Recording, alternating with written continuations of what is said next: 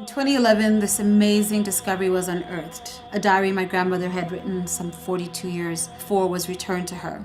And she was giving me the responsibility to decide what to do with it.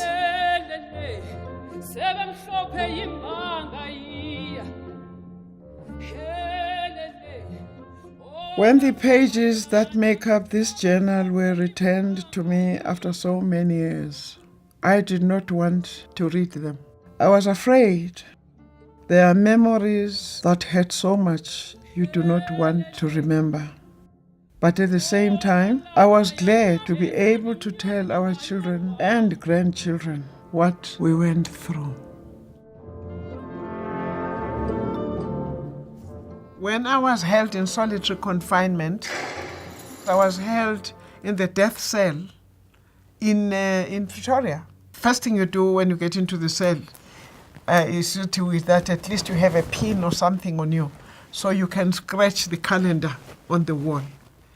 And that is how I kept sane, because you lose track of the time and the date. It had 3 doors. You had your door, and then the grill door, and then the door. And the sound of those keys, you would hear the first door opening, the sound of the clinging of those keys, was part of the torture system. And each time, when you have just come to prison, each time they did that, it opened the cell. It hit you right into your heart. My grandfather wrote to my mother and my aunt to reassure them that everything will be okay, even under the circumstances of both of them being virtually orphans. My darlings, once again our beloved mommy has been arrested, and now she and daddy are away in jail. My heart bleeds as I think of her sitting in some police cell, 24 hours of the day, longing for her little ones. We have a brave and determined mommy who loves her people with all her heart. She gave up pleasure and comfort in return for a life full of hardship and misery. I remember at some stage when my sister and I were asleep, we were actually removed from the bed and they searched under the mattress. I remember things like that, and they would actually take my mother and go off with her without a care as to who we'd be left with. They would bring this porridge on top of your toilet bucket. They turn the bucket upside down, they put your food there, and the wardress stands at the door and kicks in the bucket. Couldn't even serve you with their hands, because that would lower their dignity.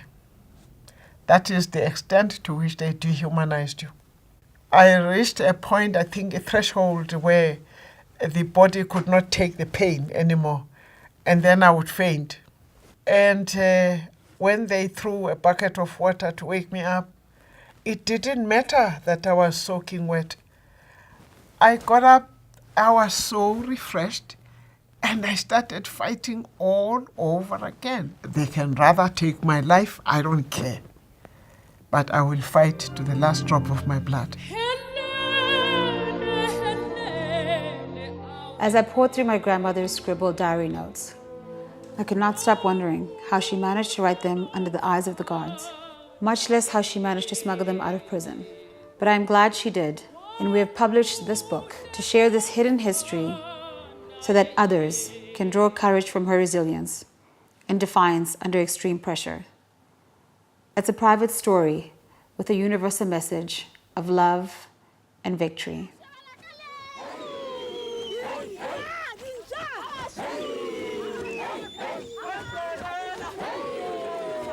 Tituzanyiwe, meaning trial.